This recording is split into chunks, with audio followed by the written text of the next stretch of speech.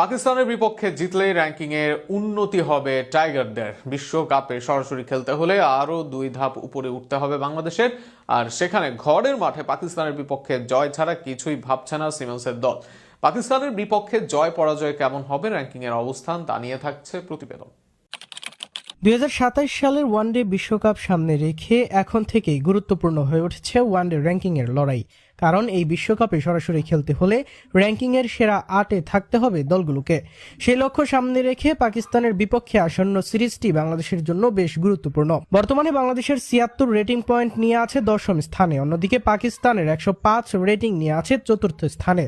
ফলে এই সিরিজে ভালো ফল করতে পারলে র্যাঙ্কিংয়ে এগিয়ে যাওয়ার সুযোগ রয়েছে বাংলাদেশের সামনে। বাংলাদেশ যদি পাকিস্তানকে 3-0 ব্যবধানে হারাতে পারে তাহলে বাংলাদেশের রেটিং বেড়ে হবে 81। অন্যদিকে পাকিস্তানের রেটিং কমে দাঁড়াবে 100-তে। তখন ওয়েস্ট ইন্ডিজকে পেছনে ফেলে বাংলাদেশ উঠে যাবে 9ম স্থানে, যদিও পাকিস্তান তখনও 4র্থ স্থানেই থাকবে। আবার বাংলাদেশ যদি 2-1 ব্যবধানে সিরিজ জিতে এবং প্রথম 2 ম্যাচ জিতে শেষ ম্যাচে হারে তাহলে বাংলাদেশের রেটিং হবে 80, পাকিস্তানের রেটিং কমে দাঁড়াবে 101-এ। সেই ক্ষেত্রেও পাকিস্তান 4র্থ স্থানেই থাকবে আর বাংলাদেশ উঠে যাবে 9ম স্থানে।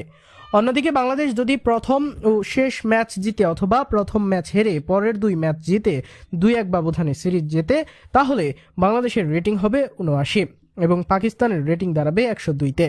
তাতেও বাংলাদেশের অবস্থান হবে 9ম স্থানে। তবে সিরিজটি সহজ হবে না। বাংলাদেশ যদি পাকিস্তানের কাছে 3-0 ব্যবধানে হেরে যায় তাহলে বাংলাদেশের রেটিং হবে 74, পাকিস্তানের রেটিং দাঁড়াবে 106-তে, যদিও এখনও 2 দলের অবস্থানই অপরিবর্তিত থাকবে।